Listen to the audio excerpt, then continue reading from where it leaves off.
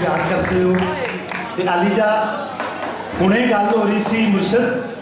कि फनकारां दे अपने अपने रंग ने, तो मैं अजे हाल च इन नहीं सा होया तो मैनू एक मेरी माँ मिली उत्थे, उन्हें कहा भी पुत्त तू आया है तो तू आशिक जट का पुत्तर है ना। मैं कहा जी माँ जी। उन्हें कहा बेटा मैं तेरे को अज छला सुनना है। हुण देखो कि छला सारी दुनिया गाती, लेकिन आशिक जट ने यह छला सन 1930 की दिहाई दे विच मेरे बाप ने ये रिकॉर्ड किया सी। तबा कंपनी होती सी, आने वाले सिंगरां ने इहदी विचों रूह कढ़ दित्ती ते जिहड़े असल विच बोल सन ना सबक दे उन्हां नूं भुल गए। ते अलीजा मैं जनाब की नज़र करांगा सिर्फ 2-4 बोल, वो भी अपनी माँ की फरमाइश पूरी करने वास्ते, क्योंकि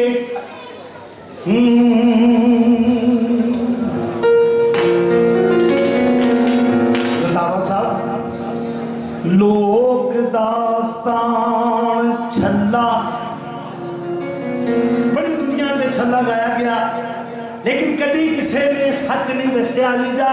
जो रिकॉर्ड होया उदों मेरे वालद ने दसिया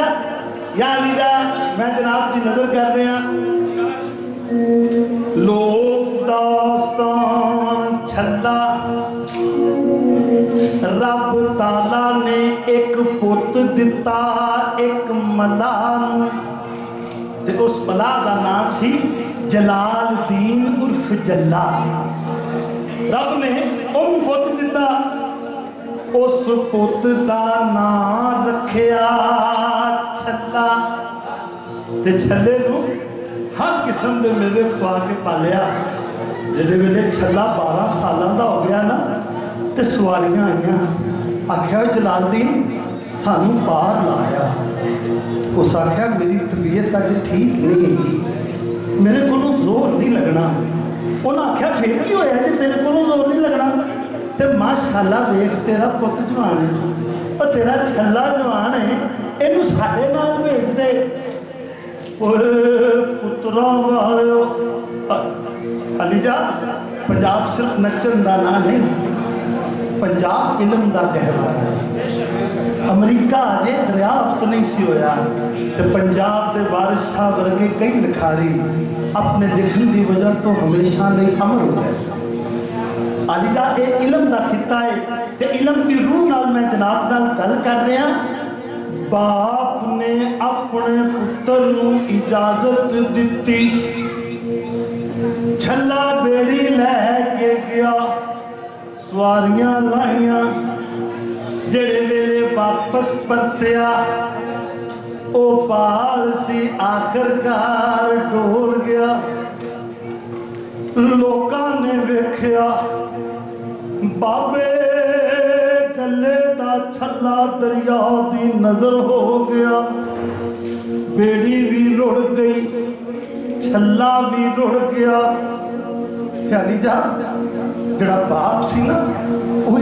इको अपने पुत्र का ना दरिया दे उलाद खलो के इंतजार कर रहा सी। जेड़े वेले पुत ना आया, ਉਹਦੇ दिल ਵਿੱਚ एक हूक निकली, ओ छल्ला मुड़ के नहीं आया, ओए छल्ला मुड़ के नहीं आया, ओए छल्ला मुड़ के नहीं आया, ओए छल्ला मुड़ के नहीं आया, ओए रोना मुला तपाया, ओए रोना मुला तपाया, मले आई देश पराया, मले आई देश पराया, ओए कर सुन छड़िया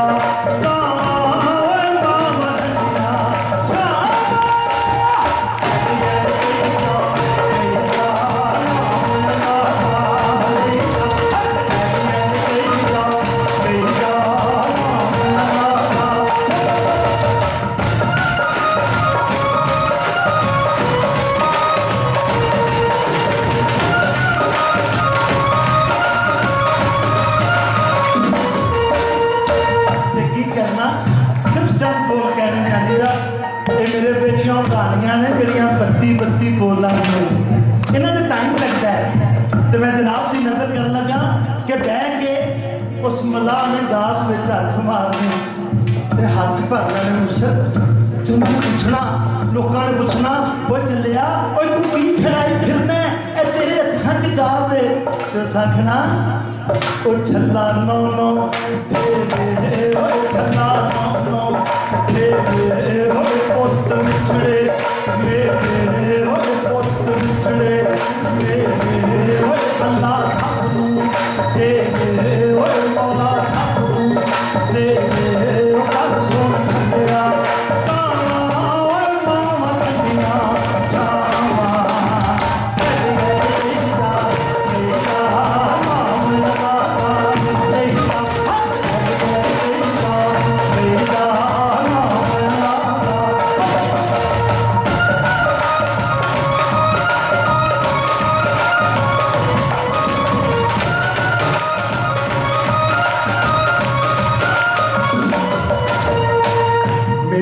भी समझ आ रही है ना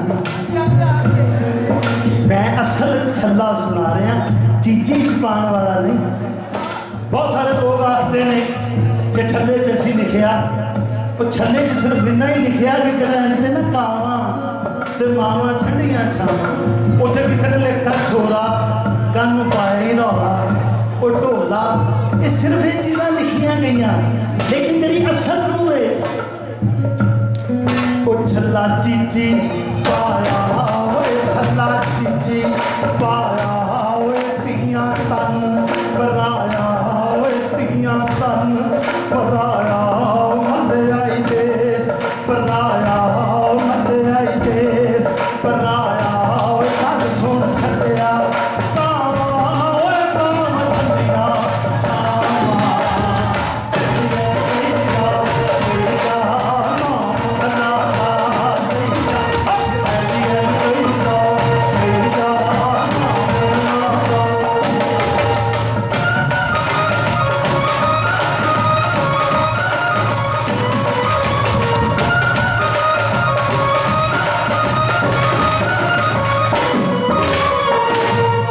रब जाने एक ही नहीं बेटी क्योंकि लोग फनकार होता है जरा दिल दियां गल्लां करता है अलीजा ये बनौटी फनकार नहीं होता तो मैं जनाब की नज़र करना कि रब जाने केड़ी बेड़ी है जिहदे ते जड़ा सवार होता वापस नहीं परता मेरे मौजदार मुर्शद जिस दिन तक मेरा आपा इस बेड़ी से सवार होया मुड़ के मेरे ना मुलाकात नहीं हुई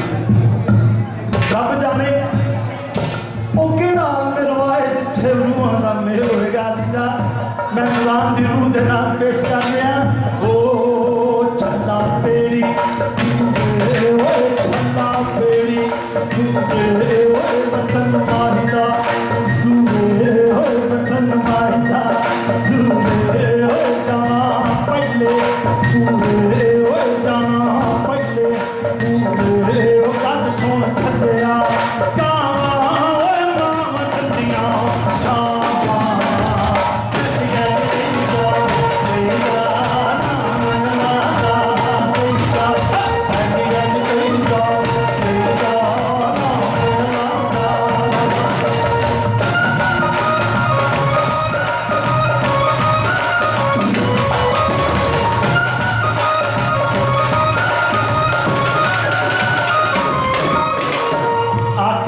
पेश कर दिया मैं बड़े फख्र नाल आखना ना दूसरिया मुल्कों के जाके जो लोगों मेरा उस मुल्क नाल ताल्लुक थे जिथे माँ बुढ़ी हो जाए तो ओल्ड हाउस जमा नहीं कराती बाप नूं ओल्ड हाउस छड्ड के नहीं असीं आंदे बल्कि साडा ईमान है कि असीं उन्हां दे पैर धो के पीए ते साडे कई गुनाह चढ़दे ओ छल्ला काल से कहने ओ छल्ला काल से कहने ओ सदा हम आपे नहीं देने ओ सदा हम आपे नहीं देने ओ दुख जिंदड़ी ने सहने ओ दुख जिंदड़ी ने सहने ओ लोगों मापे नहीं देने ओ दुख जिंदड़ी ने सहने ओ गल सुन छड्डिया